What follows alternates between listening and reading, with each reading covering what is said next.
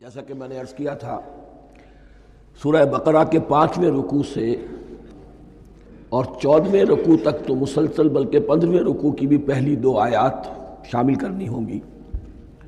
یہ 10 رکوعوں سے 2 آیات زائد ہیں کہ جن میں خطاب کل کا کل بنی اسرائیل سے ہے۔ البتہ اس میں یہ فرق ہے کہ پہلا رکوع جو ہے وہ ان کو دعوت پر مشتمل ہے، نبی اکرم صلی اللہ علیہ وسلم پر ایمان لانے کی پرزور دعوت۔ بقیہ یہ 9 رکوع جو ہے یہ ان پر فرد قرارداد جرم ہے جو عائد کی جا رہی ہے۔ ہم نے تمہارے ساتھ یہ احسان و اکرام کیا، تم پر یہ فضل کیا، یہ کرم کیا، تمہیں یہ حیثیت دی، تمہیں یہ مقام دیا، تم نے اس طور سے اپنے اس مشن کی خلاف ورزی کی، اپنے مقام اور مرتبے کو چھوڑ کر اور دنیا پرستی اختیار کی۔ یہ جو 9 رکوع ہیں ان میں بنی اسرائیل کی تاریخ کا تو یوں سمجھیے کہ ایک بہت بڑا حصہ اور نمایاں اس کے فیچرز آئیں گے، لیکن یہ سمجھ لیجئے کہ اصل میں یہ امت مسلمہ کو بھی ایک پیشگی تنبیہ ہے کہ کوئی مسلمان امت جب بگڑتی ہے تو یہ چیزیں اس میں آ جاتی ہیں۔ چنانچہ احادیث موجود ہیں حضور کی، لَيَأْتِيَنَّ عَلَىٰ أُمَّتِي مَا أَتَىٰ عَلَىٰ بَنِي إِسْرَائِيلَ حَزْوَ النَّعْلِ بِالنَّعْلِ۔ میری امت پر بھی وہ سب حالات وارد ہوں گے جو بنی اسرائیل پر آئے، بالکل ایسے جیسے ایک جوتی دوسری جوتی سے مشابہ ہوتی ہے۔ ایک اور حدیث میں فرمایا لَتَتَّبِعُنَّ سُنَنَ مَنْ قَبْلِكُمْ، تم لازماً اپنے سے پہلوں کی پیروی کرو گے۔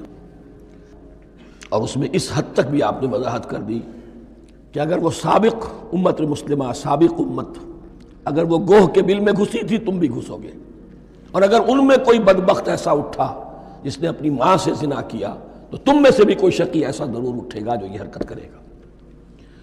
اس اعتبار سے ان رکوعوں کو پڑھتے ہوئے یہ نہ سمجھیے یہ اگلوں کی داستان ہے، پچھلوں کی کہانیاں ہیں، نہیں۔ خوش طرح باشد کے سر دل براں، گفت آیت در حدیث دیگراں، یہ ہمارے لیے ایک آئینہ ہے اور ہمیں ہر مرحلے پر سوچنا ہوگا، دروں بینی کرنی ہوگی، انٹروسپیکشن، کہ کہیں اسی گمراہی میں ہم مبتلا تو نہیں۔ دیکھتے جائیے گا۔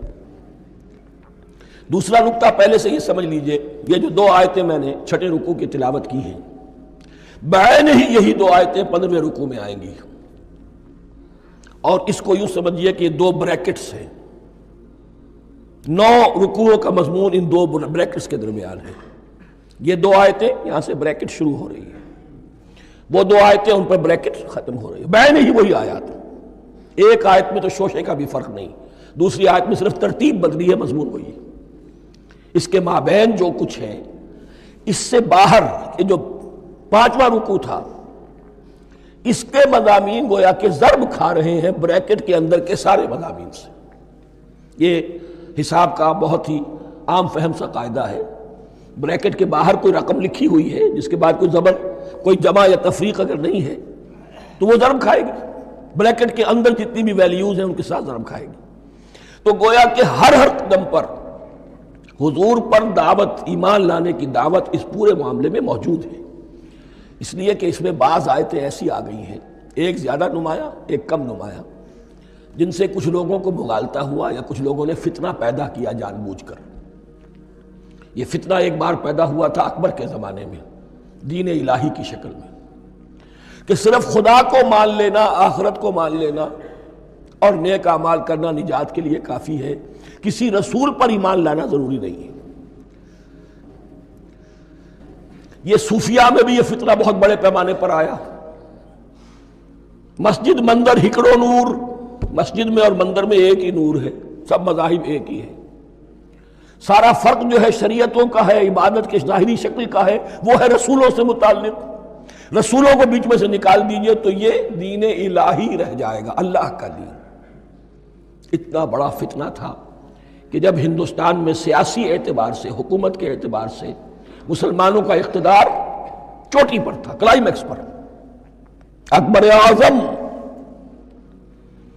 اس وقت یہ دین الہی کا فتنہ اٹھا کہ دین محمدی کا اب دور ختم ہو گیا، وہ 1000 سال کے لیے تھا، 1000 سال پورے ہو گئے، اب الف ثانی ہے، دوسرا 1000 سال ہے، اس کے لیے نیا دین ہے، اسے دین اکبری بھی کہا گیا اور دین الہی بھی کہا گیا۔ اور اس میں ایک آیت آئے گی جس سے استدلال کیا ہے کچھ لوگوں نے۔ اس صدی میں پھر یہ فتنہ اٹھا تھا گاندھی کے فلسفے کے ذریعے سے، اور ایک بہت بڑا نابغہ انسان مسلمانوں میں سے، بہت بڑا نابغہ جینیس ابوالکلام آزاد، وہ بھی اس فتنے کا شکار ہو گیا۔ متحدہ قومیت، چنانچہ گاندھی اپنی پرارتھنا میں کچھ قرآن کی تلاوت بھی کراتا تھا، کچھ گیتا بھی پڑھواتا تھا، کچھ اپنشدوں سے، کچھ بائبل سے، کچھ گرو گرنتھ سے۔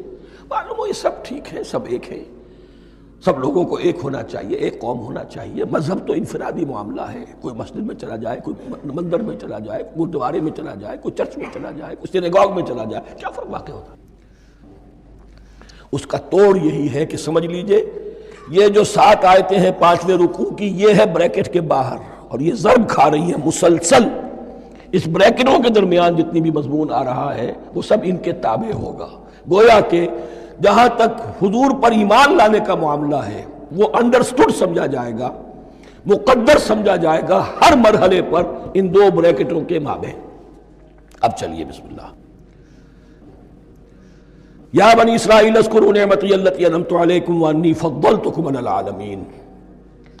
اے اسرائیل کی اولاد، یاد کرو میرے اس انعام کو جو تم پر ہوا، اس کی وضاحت میں کر چکا ہوں، لیکن یہاں جو الفاظ آ رہے ہیں بہت زوردار۔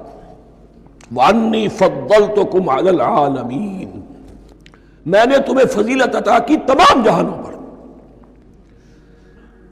یہاں ایک قاعدہ نوٹ کر لیجئے، عربی نحو کا قاعدہ یہ ہے کہ کہیں ظرف جس میں کوئی شے ہے، ظرف کی جمع لے لیتے ہیں، مراد ہوتا ہے مظروف، ظرف کے اندر جو شے ہے اس کی جمع۔ تمام جہانوں پر فضیلت، کیا فرشتوں پر بھی فضیلت؟ نہیں، جہان والوں پر، تمام اقوام عالم پر تمہیں فضیلت عطا کی، یہ مطلب ہے اس کا۔ تمام عالموں پر، تمام جہانوں پر، یعنی تمام جہان والوں پر۔ اس انسان عالم انسانیت کے اندر جتنے بھی مختلف گروہ ہیں، نسلیں ہیں، طبقات ہیں، ان میں